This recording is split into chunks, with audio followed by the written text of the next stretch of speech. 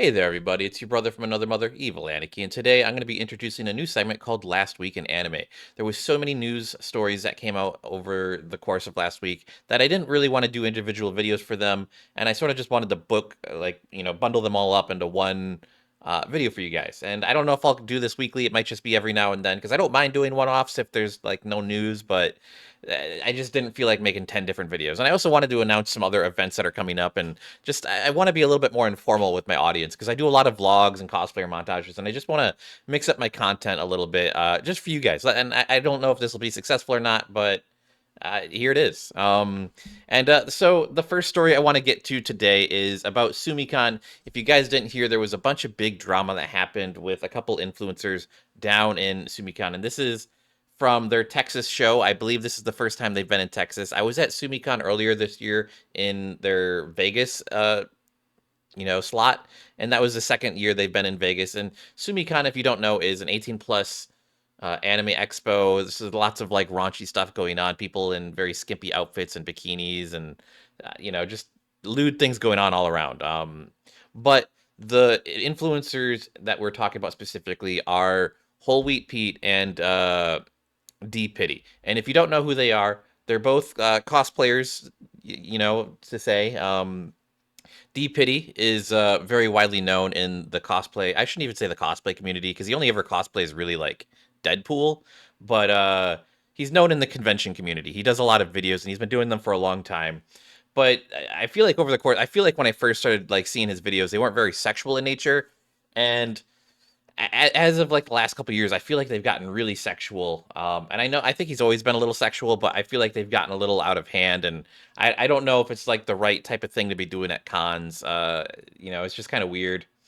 Uh, and then Whole Wheat Pete, uh, there's there's not many people who don't know who Whole Wheat Pete is. If Whole Wheat Pete is at a convention you're at, you probably know he's there because he's very loud. Whole Wheat Pete does a bunch of you know skits and stuff. He cosplays a lot of different characters, so credit to him on that.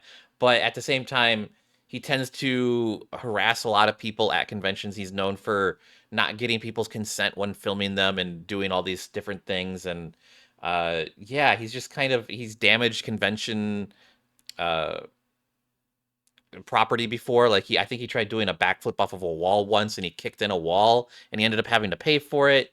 And it wasn't really until people came out about that. But he's also like known for like following people around and harassing them at cons, trying to get them in videos. And I've even had my own personal experiences with him. So at SumiCon earlier this year in Vegas, I was shooting with a friend of mine, a photographer, and I saw a cosplayer off in the distance. They were in this big cosplay they couldn't really see, and I was like, "Oh my god, we should go get that guy because we're shooting by this pool and it's in a gated area, and we've been there for a while." And so we go over there, we grab him, and we're bringing him over. And as we're bringing him over, Pete comes running up to us, like, "Oh my god, oh my god, oh my god! Can I get it? Can you be in my video or something like that?" I don't remember the exact terminology, but he said something along those lines. And I had to turn to him and be like, we he's shooting with us at the moment. We can bring him over to you in a minute. And he just had this dumbfounded look on his face that like no one's ever told him no before. And like we brought him over after we were done shooting with him because we had him for maybe like 10 minutes, and then we brought him on over and let him shoot his shoot or whatever. But it was just really weird, like you see two guys with cameras in hand walking a cosplayer into an area where they've been shooting other cosplayers, and then you run up and like interrupt them, and it's just kind of a weird situation. And I mean, I knew who he was at that point. People have known about Holy. I mean, I've seen Holy Pete at many other conventions. Um, for instance, I was at Anime Expo one year, and he was filming a skit outside on one of the atriums outside. It's usually where they have like the beer garden, but it was kind of more by like the line area.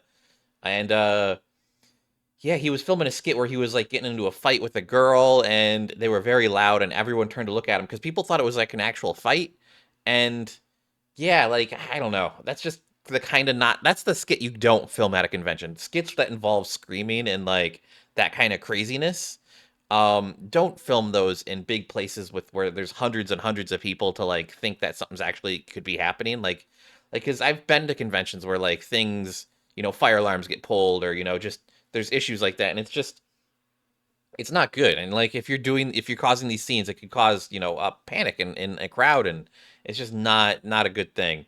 But he's yeah, he's kind of controversial in that sense. And both of them, the reason we're talking about them is for at SumiCon, they decided to do a duos cosplay where Pete dressed up as an underage Justin Bieber, and D Pity dressed up as P Diddy. I mean, his name is a spoof on D Pity, and I was kind of curious to see what he was going to do to like address the P Diddy accusations. All the, well, I shouldn't say accusations, but all the things revolving around P Diddy at the moment. And this was probably the worst thing he could have done. And it's been a few days, so this happened over the weekend, and I'm filming this very early on Monday. But Pete came out like after, because they made a bunch of skits. They made a bunch of like TikTok short, like Instagram reel type videos, and they posted a few, and they've left a few up as well.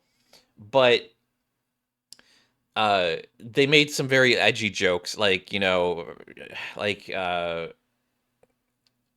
D Pity was like bribing the camera, and they were like making jokes like no digital footprint, like come to the freak offs, and squirting baby oil all over each other, and imitating certain scenarios that might have happened between them, and just making light of like it's just I don't know, it's just not a good thing. And I don't really want to say like the thing specifically, and I'm not going to show them. I've already vowed to never show either of them in any of my videos, just because they give me, like, first of all, like they both give me the ick. Like, I don't mind like sexual content between cosplayers, like if it's consensual and whatnot for videos, but like I'm never going to insert myself into that scenario where it's like it's just maybe like for like a photo, but like you'll never see me in a video in my own vlogs just getting like I don't know, fondling women for like a video, because that's basically a lot of P Diddy's videos, and I understand that it's consensual, but it's just kind of weird to do it like on the regular.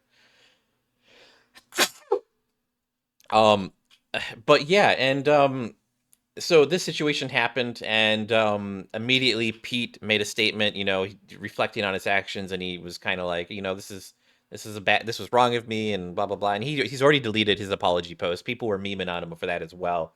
Uh, and he's also taken down some of the skits he had posted. But D Pity has doubled down, and apparently people have had to talk him out of posting more of the videos back up. And he just doesn't seem to understand. Like, I get if you want to make fun of P Diddy, and there's a lot of people who are making fun of P Diddy. So this is the mask that D Pity was wearing. And a lot of people are calling this like blackface. I don't know if that's necessarily true. I think this is like there's like this P Diddy mask that's going around, and there's a bunch of other celebrities too. But I think these are all fairly common. Um, like I guarantee you for this Halloween this year, you're going to be seeing a lot of P Diddy masks going around. And like you can see here, like this person, they're doing like the baby oil thing, but they're not making like there's like no one getting attacked in the videos. And I think that's the big thing, is they were making light of like the victims, and and all that jazz. And it's just not a good it's not a good thing to do, right? Like it's just weird. But yeah, that's sort of the situation. And SumiCon came out with this statement afterwards, and this is a big nothing burger of a statement, in my opinion. Like, it basically says, we strive to have a safe, inclusive, diverse, educational environment, blah blah blah. And then they also, they want to maintain inclusivity, and they respect, the freedom of speech and expression. Which I get that they're trying to say that, but also like other conventions know about these guys, and like, well, specifically Pete. Pete, I believe, has been like, I believe some conventions want nothing to do with him, and so he's probably banned from a few other conventions. I wouldn't be surprised. But that's me reading into like comments online. Like, I'm not too sure. He travels around a lot. They both travel around a lot. I mean, they're going to New York, they're going to Texas. They travel for a lot of these conventions. They travel to a lot more than I do. I typically stick to the West Coast and the SoCal area, and I go to a lot smaller events. So they specifically go to the bigger events like Anime Expo and New York Comic Con, and SumiCon, uh, which is meant to be like an 18 plus zone. But it's also weird. Like, I think the one thing that gets me the most, SumiCon statement here, is that Pete was cosplaying as a young Justin Bieber, and they were filming like these attack scenarios. Given it wasn't on the con floor, they were doing it in their hotel room probably. But like they were, I mean, some of the skits were in like the hotel or in the con area. But it's just kind of weird to like. It's just weird, right? Like you don't like you're gonna let someone cosplay like an underage version of a real life person who may or may not be a victim, and then like let them film these weird scenes and then just not ban them, and it's just in poor taste. Uh, they were not official guests. Uh, Sumikon made a post here. They are not official guests. We did not promote them in any way. D Pity was given a guest badge for contributing to promotional material for us in the past. Moving forward, this will not happen again. Uh, so uh, P Diddy had a guest badge. So like you can't say they're not official guests when they were given a guest badge. Like that's weird. That's really weird. That's a weird thing to say. I get so Sumikon is like, they're like this startup org like con. Like I mean, again, like I was saying, I don't know. This whole situation is just kind of weird in general, and I do think Sumikon is trying to like make this situation right, and the community is really mad at them in general. Um, People are comparing this to like Rainforest and like all of these other flops of cons, and it's kind of interesting to see. I don't know.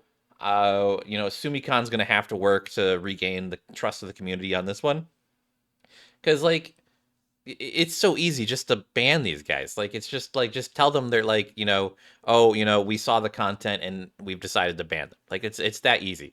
Like I know so many people I've had after I talked about this on Instagram as well. I've had people reach out to me about Pete and say like, "Oh, he harassed me and my friends." And like so I know people who've been harassed by him. Like it's so wild that like people cater to these like influencers with such big followings. And I get it. You're trying to market, an event, you're trying to get ticket sales, and you're trying to like get people to go. And like, if someone has like a million followers on YouTube or something, and it's like, oh, maybe that's promotion for your event. And yeah, and I get it. I get it. And but like at the same time, it's just like there's so many other people you could invite out to do the same exact thing.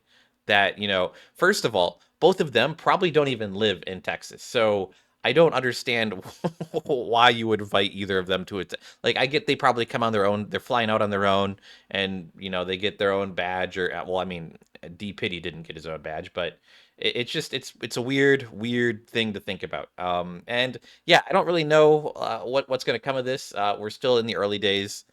I mean, it was just this weekend that this happened, and we'll see. But I want to move on to the next story. Going on to David Wald here, who is a voice actor. He's been in a bunch of different animes. I believe he's one of the characters in Fairy Tail, and yeah, and basically he came out and said for the last 5 years, any care packages you might have sent to him, which usually when you send a care package to like a voice actor, you have to send it through like their publishers, basically. So you send it to like Crunchyroll or Funimation, and then they would pass it along. But apparently, what they were doing for the last 5 years is instead of giving it to him, they were they would throw away the letters, and then they would take out all the merchandise included and pass it out to their staff, which is a really weird thing to do. And I mean, it must like it makes sense. Like if you're not getting any of this stuff for like 5 years, and like people are telling you, oh, I sent you a care package, and like maybe I'm assuming that's what happened. I'm assuming like for the last 5 years, people have been telling him like, oh, we sent you stuff, and like eventually he got to the point where he's like, I want to see if this is true, and probably sent himself something, and then it just came out, or maybe someone in the Crunchyroll staff leaked it. This is a bad look for Crunchyroll. Crunchyroll has been, they're going through this rebrand, and like I don't know. I have a love-hate relationship with Crunchyroll in general, so yeah, I don't know how I feel about it. I mean, I know how I feel about it. I think it's shitty on Crunchyroll's part, but like, it's a weird thing. Like maybe they should have been sending, the care packages to his management company or something. Like, I don't, maybe is Crunchyroll the right, person for that? I don't think so. But weird that they're just giving these like his stuff away to like staff members. That's so weird. Like, was it like specifically like specific staff who were doing this, or was it like a company wide issue?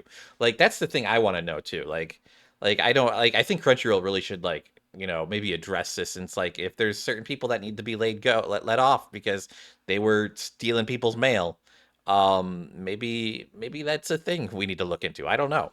But let's get into the next. This is a really quick story, and this is also one of the more controversial ones. And as we go through this list, they're going to be less controversial in general. The next one I want to go into is about Blue Lock. So there's been some big drama around Blue Lock. Apparently, a lot of the animation is very subpar, and it's not even animated. It's like sort of like slideshow moving. And basically, one of the animators who he does, I don't think he speaks English because his video, excuse me, his video is in Spanish, and this is really common. So you guys might not know this, but animation studios they'll hire anyone. They'll hire anyone from around the world. These Japanese animation studios. I mean, usually they're hiring within their own country, but a lot of the times they're hiring a lot of like people from Central and South America. Just anyone who can do the style and do the work and get it done, they will hire. And basically he showed some work of like, oh, I animated these scenes, and I started from layout and I did keyframes and all this jazz. And the studio ended up deciding not to animate them at all. And so, I mean, it makes sense. If you had the choice between coloring one frame and coloring, I don't know, like 30 frames, it's going to save you thousands of dollars in the process. You're going to, like they're going to make that cut. And this is a weird thing to talk about because like Blue Lock has a lot of hype, and it seems like it's something that should have the budget for like this. So it makes me feel like there's some sort of like production. It feels like someone's embezzling. That's what I'm going to say. It feels like embezzlement. I don't know exactly what the issue is. This artist was supposed to have worked on 5 episodes, but after how they treated him on, like how they treated his work on just that one episode that he worked on, he bowed out because it makes sense if you're doing all this work and they're just cutting your work out. Like why? Like why would you do that? Just weird. But I mean, again, this happens a lot in animation, specifically in anime animation. You'll see where like they push people to like just finish things for the the specific TV launch, and then they'll redo it for like the Blu-ray or DVD. It's very common. I mean, you can look up so many examples of this where like they completely redraw frames and like redo shots, and like it's sometimes they'll even redo the full editing, and it's just kind of wild. But this is kind of like just a weird thing. I don't know. I think this is a bigger issue right now because Uzumaki just finished, and if you guys don't know, Uzumaki is a Shinji Ito series. It was a 4 episode series, and it aired on Adult Swim. I have to say, I was very unimpressed. That series has some bad animation in it. Definitely, that show has some embezzlement going on, or like I don't know. It's basically from what I've talked to other people about it. It just feels like a show that wants to do anime, and then like they try to make all these budget cuts, and you know a lot of America, like, so it's produced by Adult Swim, right? And so like the idea is that maybe Adult Swim hired a producer who's an American producer, and their idea of how to work with animation is just based on an American standard, where because like American animation costs a lot and Japanese animation costs very little, but like if you're trying to hire a producer who's used to like an American standard, it's not going to flow over. And it's just I don't know.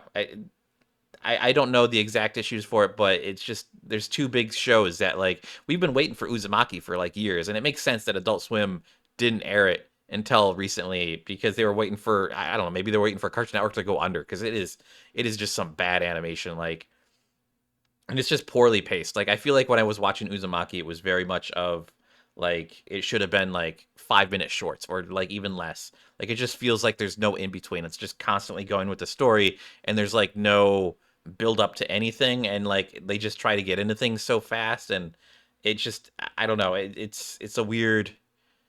It's weird. The pacing is very weird. And yeah, I don't know. But I want to move into some more news. The next story, and that is with Megalodon VT. So it came out that she got banned on Twitch, which is pretty messed up. She was in the middle of debuting a new outfit, in I think she has like a swimsuit bikini thing going on, but she also had like this cloth over her, and she got banned during her debut, so she had to cut her stream short. And basically she was streaming in the the hot tub pools and hot tubs category, so she was in the right category. She wasn't showing any under boob, and she had like it's just weird. I mean, I think she had a close up of her hips. That's probably what did it in. But she was showing off like like, hey, these real life people can stream in bikinis, but a VTuber can't. And it's just a weird double standard. I feel like Twitch is doing this thing where they're like doubling down on anti VTuber sentiment. Like they're just I don't know. I don't know what the idea is behind it. It really feels like they came up with all these like rules against VTubers in general. Specifically after like the Iron Mouse, after it came out that she was like the most sub to streamer or something like that. And like I feel like they've just been like going the opposite direction of like VTubers. Considering that VTubers carried the platform through like all of like 2020 and 2021 and they're still carrying and it's just I don't know. It's weird that they're like doing like these things, and maybe I reason to believe that maybe there's some sort of like other issue behind the scenes. Maybe like investors are looking at this. It's like, well, why are our top streamers, our top money earners, these anime characters and not IRL people? Like we need people who will push like our agendas. Like we need people who can like do IRL commercials and be in movies and like do things like that. It's weird. It's a weird thing to think about. I don't know. But yeah, I feel bad for her. It sucks to have your debut cut short because, Twitch is being dumb. And I think this is just going to lead to more VTubers streaming on YouTube in general. I highly recommend it. I think man, there's benefits to streaming on YouTube and benefits to streaming on Twitch. Like on Twitch, it feels like you can stream a lot of things and it'll just get swept under the rug. Like you don't have to worry about like having like a perfect grade A stream, but on YouTube it all gets saved and it's a lot more easily trackable. And I don't know, it's two different beasts. I would just recommend, if you're doing debuts, for any VTubers watching, if you're doing a debut, I recommend streaming on YouTube. Twitch is a nice spot for like for streaming like dailies, but I feel like if you're having a big tentpole event like that for yourself, maybe make it a YouTube video, and or well, at least a stream VOD on YouTube. So like yeah, and restream. I think restreaming. I think Twitch is lightened up on the whole restreaming thing, and maybe just restream it so that way you get cut off from Twitch, you're still on YouTube or you're still on Kick or wherever you're streaming. Like there's so many other platforms that you can be on, and I'd love to see a new platform come up because I really do feel like Twitch and Kick are like really leaning into politics on like two sides of a spectrum, and it's just weird, and I don't know how I feel about it. But going into the next story, we're gonna be talking about some lighter news now. So everything I'm gonna be talking about now are like certain things that are just fun things to talk about. And then we'll end on one more like important thing, I guess. So as you guys can see, this is a Zenless Zone Zero promotional material. Apparently, Zenless Zone Zero is doing a big event with McDonald's in China, and this looks interesting. I didn't know like why are they eating chicken legs, like fried chicken legs? It's like this looks like more like a KFC than McDonald's. I don't. Do they sell that in China? I hopefully this will be brought to America at some point. Because I would love the collab to be here. They just McDonald's here in the States just did a collab with Genshin Impact, and that was really cool. I mean, I went to that LAN party, and they had this big event here in LA for it, and it was interesting. The next, but that this is just happening, and I also know they're doing another event. I don't remember the country. I think it might be like Indonesia or something like that, or Thailand, Taiwan or something. I don't remember. But they're doing a Hunter x Hunter collab, and apparently that's sold out as well. And it's already started. I think you can get like cards and stuff like that. But this one's more interesting. Hunter x Hunter is cool, but I'm more of a gotcha game type of person.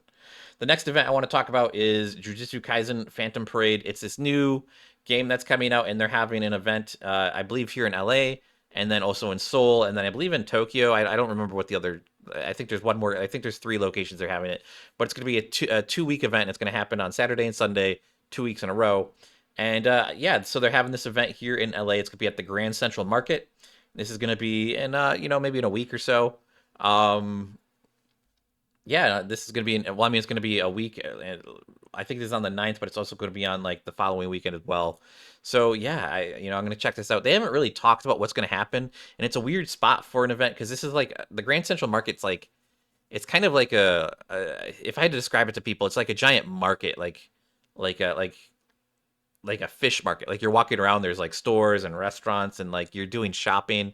There's not really, I don't really feel like there's a place to like host an event, so I don't know how it's going to work. I mean, it's a mobile game, and I haven't played it yet, so I don't really know how it's going to work. And you have to sign up for it. So just look this up on Instagram or Facebook so you can sign up to go to their event. I don't think you can just show up, and I don't know what, like, if it's going to be like a private entry to a thing, or if there's going to be like, yeah, I don't know. Like they literally haven't said anything. Like they haven't said anything about it to my knowledge, like about cosplayers or about like freebies or anything like that. So I'm curious. I'm really curious. And then following this up, Nik, Goddess of Victories, also doing an event coming up. So Nikkei's going to be having its 2 year anniversary soon, and they're doing this promotional event. And this is going to take place in the United States and Canada with two different stores here. One is a boba store, one is a tea shop, and they're doing pop up events. So you can see all the dates here. You can look this up on your own, but there's going to be a cup sleeve event, and they're going to have cosplayers, exclusive rewards, and Cinderella special. I don't know what a Cinderella special is. I'm not too sure. I think that's probably the drink, I'm assuming. And yeah, it seems like it's gonna be interesting. It's gonna be here. I've actually been to this boba shop, the location that they're having for the United States. I've been there. They did. I didn't make a video on it at the time. I just sort of went and checked it out. But they're doing. They did like a, what is it? A Line Friends collab. And I went there because I wanted to go check it out because I was working for like PUBG Mobile, and PUBG Mobile was having a Line Friends collab at the same time, and so I was like, oh, maybe I can go film some content. And yeah, it was interesting. I think there's this weird thing with like boba shops where, not like, sometimes they just don't have seats. They kind of just want you to get your drink and then like leave, or just stand there at like a counter. And I would really like it if more places had tables and chairs for people to sit down. But yeah, like I'll go check this out when this event comes out because I love Nikkei, and I'm sure I'll see plenty of you guys there. And yeah, check this out. It's also going to be in New York, Houston, Toronto, and Los Angeles all throughout November, and it sounds really cool. So yeah, that's something to put on your radars. But the last story I want to talk about, this is a big one. So Good Smile Company made this Twitter post. This is probably the biggest L of like the figure community like all year anyone's taken. I love Good Smile. Uh, okay, I think Good Smile is like they were really really good. Like 5 7 years ago, they were making great products, and it's just over the time like they started including less accessories for their Nendroids, and um their prices have gone up pretty significantly. But they made this post on Twitter, and this is probably the worst. Everyone in the comment section is just mad at Good Smile, and so basically they're changing their packaging. Just showing this here. They've got, this is the original packaging here with the plastic, and that's what it currently is. And they want to change to this like cardboard paper material. And basically, what they're saying is they want to reduce plastic consumption by 84%. A lot of people are not happy with this. And if you scroll down, they also have another picture here of like what this looks like. So this is the current packaging, and this is what the new one would look like. So basically, you wouldn't get a visual of what the item actually is. And this kind of matters in figures because like people like to see their figures before they order them, especially if you're paying like $60 $70 for like an Android. Like, unless this is going to reduce the cost by like $10 per Android, I don't really know if this is going to be uh like, I don't know if people are gonna like this. I don't know. I don't know. I mean, the box is smaller, so maybe it'll ship cheaper, and I, I really don't. I don't know. I do know though that, again, talking about all the previous events that were just happening, Good Smile is actually going to be doing an event here in LA as well, in Little Tokyo. I don't know the exact date. I don't think they've announced an exact date. I know it's going to be in December, but they're bringing back Smile Fest. And with any luck, maybe they'll be showing off the new packaging at that event. That would be hilarious if I could do that. I went to Smile Fest. I don't know if it was last year or the year before, but it was a spring version. It's kind of interesting. I don't think I think they skipped a year. I'm going to be honest. I think they skipped. I do think, I don't remember. It's just weird that it's not at the same time. But yeah, we'll check it out. It's gonna be at the same location in the in Little Tokyo. It's the Plaza. And yeah, I mean, last year it was a lot of fun. Or well, not last year. The last event was a lot of fun. They had a bunch of like stamp rallies. If you go around and you do a bunch of things, and you can get a free item, some free items at the end, and like bags, and it was all like in good fun. Like they had a bunch of like cheap items you could win and stuff. I'll probably make another video once that event gets closer to like remind people. Because again, I mean, they've only said it's in December, and they haven't really said anything else. But that's going to be it for today's video, guys. Let me know what you guys thought of any of these stories down in the comments below. I mean, that SumiCon one is a big deal with, Pete and D Pity or whatever. But like, I think there's a lot of interesting stories, and all of this came out in like the last week. This is so much news. I mean, there's still stuff I didn't cover, like One Piece is reanimating episodes and all this crazy stuff. And yeah, I mean, I don't know if I'm gonna be making this series weekly. I probably not. It's probably just going to be like every now and then when I feel like there's just too much news to talk about in one week. But thanks for watching, guys. This has been Last Week in Anime. Be sure to leave a like and subscribe, and I'll catch you guys in the next video. Bye bye.